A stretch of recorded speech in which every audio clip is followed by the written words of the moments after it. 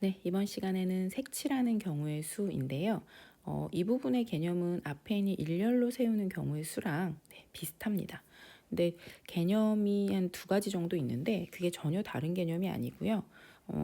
그렇다고 뭐 공식이 따로 있거나 그런 건 아니에요. 그런데 대표적으로 나오는 문제, 그러니까 두 가지 종류를 제가 좀 적어 볼 건데요. 첫 번째는 색칠하는 문제가 나올 때 이제 뭐 도형 뭐 이런 걸 주면서요. 모두 다 다른 색을 칠해라 하는 문제가 나와요. 자, 모두 다른 색을 칠해라 하는 경우에요. 뭐 이런 식으로 보통은 이렇게 네모를 주고 뭐 이렇게 줘볼까요? 뭐 이런 식으로요. 그래서 각각의 A, B, C, D를 다 다른 색으로 칠하는 모든 경우의 수는 몇 가지인가? 이제 그러면서 물론 색깔을 주겠죠? 그죠? 그럼 여기는 5가지 이상의 색을 줄 거예요. 그럼 만약에 5가지 색을 서로 다른 색을 줬다고 생각해 보세요. 그러면 A는 그죠? 5가지 중에 하나를 칠할 수 있는 경우의 수가 있을 거고요.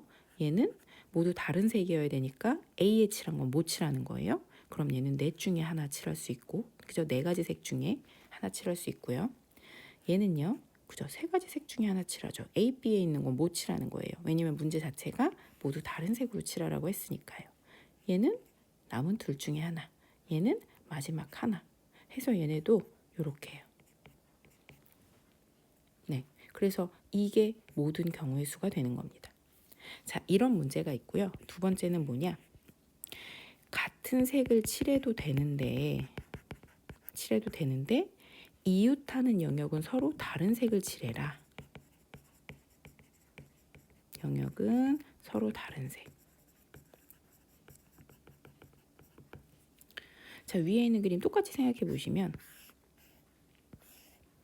자, 이렇게 있어요. 그럼 A, B, C, D, E 이렇게 있을 때 얘도 똑같이 5가지 색이 있다고 해보세요. 그럼 어때요? 5가지 색이 있을 때 이 색깔이 5가지란 얘기예요. 그러면 A에 5가지 중에 5개의 색 중에 하나를 칠할 테니까 여기는 5가지의 경우의 수가 있을 거고, B는 그렇죠. 얘는 이웃하는 영역이 달라야 된다고 했기 때문에 분명히 A에 칠해진 색은 못 칠합니다. 그러니까 여기는 넷 중에 하나의 색밖에 못 칠하고요. C는요. C는 A에 칠해진 색은 칠할 수 있어요. 그죠? 그런데 B에 있는 색은 못 칠하죠. 맞아요? 이웃하는 건 B가 이웃하는 거잖아요. C랑 이웃하는 거는. D는 나중에 생각하시고요. 그러면 A에 칠해진 색은 칠할 수 있으니까 그렇죠. 얘는 B에 칠해진 색만 안 칠해지면 되는 거예요. 자, D는요. D는 그렇죠. C에 칠해진 색만 안 칠해지면 되는 거니까 얘도 역시나 이렇게 해요. 자, 그럼 E는요. 얘도요. D에 칠해진 색만 안 칠하면 됩니다. 이렇게 해요. 굉장히 경우가 많겠죠. 그죠? 그래서 이런 식으로 생각해 주시면 돼요. 이웃하는, 그러니까 지금 제가 그림을 이렇게 그려서 그렇지만 아주 조금 복잡한 그림은 이웃하는 영역이 하나에 굉장히 많이 연결된 그림도 있어요. 그러니까 그런 거는 조심해서 잘 푸셔야 되겠죠. 자, 유형 분석 문제 보시면요. 자, 봅시다. 빨강, 주황, 노랑, 파랑 4가지 색 중에서 서로 다른 색 3개를 택해서, 자, 얘는 서로 다른 색이라고 딱 얘기해 줬어요. 그림의 A, B, C에 칠할 때 칠할 수 있는 모든 경우의 수를 구하라 했어요. 자, 그러면 A부터 칠한다고 해보시면 A에는 빨주노, 파 4가지 색 중에서 하나 칠하면 되죠. B는요. 서로 다른 색을 칠해야 되니까 A에 칠해진 색은 못 칠해요. 그럼 B는 셋 중에 하나 칠할 수 있고요. 3가지 남은 색 중에 하나를 칠할 수 있고요.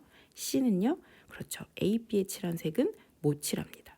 그러니까 2가지 색 빼고 나머지 둘 중에 남은 2가지 색 중에서 하나를 칠할 수 있는 거죠. 그죠? 그래서 곱하시면 되죠. 동시에 칠해줘야 되는 거잖아요.